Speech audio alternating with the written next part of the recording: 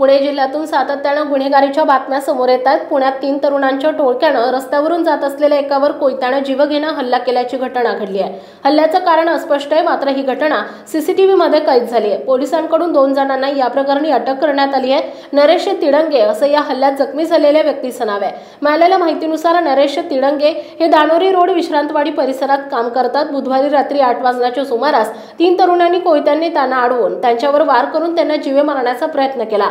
आजूबाजूला असलेल्या नागरिकांनी घटनास्थळी धाव घेतली, त्यानंतर हल्लेखोरांनी तेथून पळ काढला।